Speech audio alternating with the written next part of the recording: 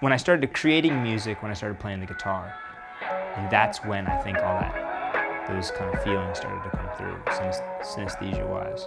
I think it was like 17, 18 years old. We had a rehearsal with my band in high school. And I remember like staying behind and just playing guitar. And then I was like, remember playing this D chord. And then I was like, oh, that's like really blue. It was really weird. It was like, this is like a blue tone. I don't know, I just kind of noticed it in my mind's eye. I was like, oh, this is totally a blue color. But basically, like, I started to pay attention to that after that moment. But I do remember that moment pretty clearly. It was like a royal, deep kind of blue. But also it was like how the guitar sounded through the amp. It had like a Fender kind of guitar amp. It was kind of jazzy kind of sounding, and open. But that's when I really started to like pay attention to like timbres and sounds. And I didn't know that I had synesthesia or anything like that until I got into college. I was in like a music theory class, and then like they talked about it in this class, and I was like, oh, I have that. Like sometimes like a phaser sound on a guitar was like phaser, all these different types of sounds. They give me like this green sound on a guitar, but like that'll come from like listening to these 70s records or something. Sometimes there's no colors at all. Sometimes it's like black and like brown or white, and sometimes it's weird like that, yeah. But usually it has to do with temperature too. I think I was talking to Soft Glass about this, but different people, I try to think of the song visually. It's kind of like a projector. It's like, that's what it sounds like now, and like it's a picture, and then like maybe I'll work on it another day and all this other stuff's in there, and I'm like, cool. But I know one thing that I do, I am pretty disciplined about not trying to switch up the initial colors. So if I start a song like in A flat and it's like red and maroon, and then I'm like messing with it so much that it changes everything, I'm like, that's not good. Because I know that I'm straying away from the original idea. This song I wrote recently called Body Bag, it has like a warm temperature to the song. You can like, I can feel it when I hear it. Like, I'm like, oh, it's got like this kind of hot temperature to it. And then there's other songs like Stormy Weather that I wrote have like this really cool temperature. And it sounds like liquid. So I kind of like try to like stick to that kind of stuff. I mean, the first song I made was actually very red. All the stuff that came before that was all like yellow and kind of the color of this rug, to be honest. Like, really. But it was like in that kind of zone.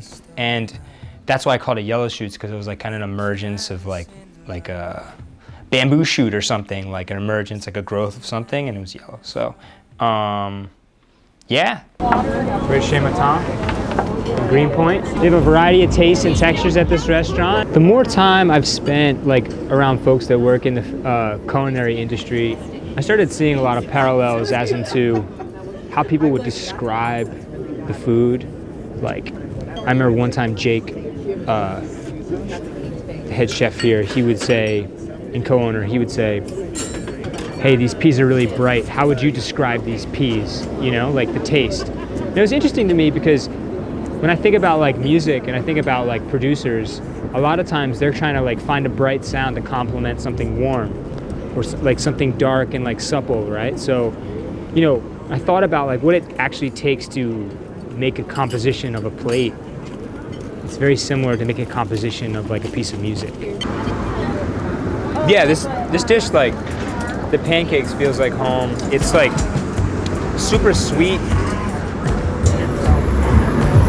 It sort of has a taste to it that is like super fluffy and crispy on the bottom, but it's pancakes. So at the end of the day, it's something you like might have grown up having on the weekends that you like kind of look forward to. So having like pancakes on a Saturday or Sunday, you know, it's sort of something that's kind of predictable, but is like a necessity. And so, the song I made called Magic on My Pillow is in the realm of like a song that you might have heard before, but it's sort of like, you can't live without that type of music, you know, some of that type of sort. So it's sort of like a bluesy sort of song. You kind of know what's going to happen next, but you feel at home listening to it. I mean, this has like a pretty complex palette.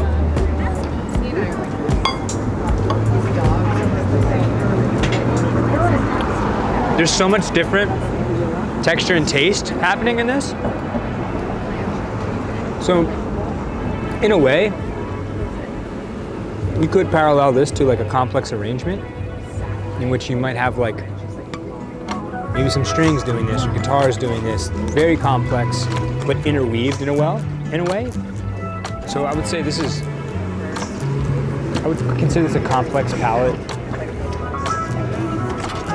somewhat in the realm of like the song I recently made with Soft Glass, where there's a lot of interweaving textures and tones, but they're all working together. They're not hurting. They're not like trying to steal each other's fire or limelight per se.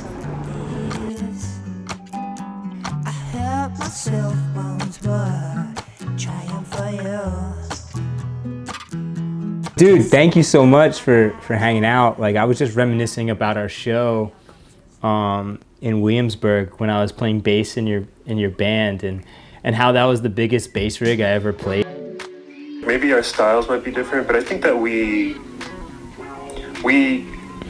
perceive music as the same thing, you know, as like the same entity, and we kind of approach it with the same amount of like respect, you know, and I think that like you and I value the process in a very similar way.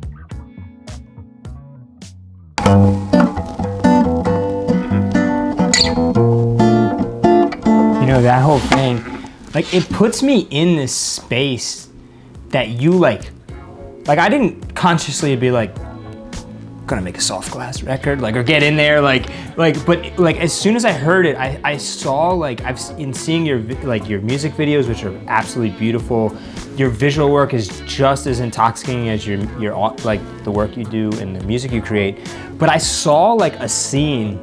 I kind of saw you like walking through this world in a way, you know?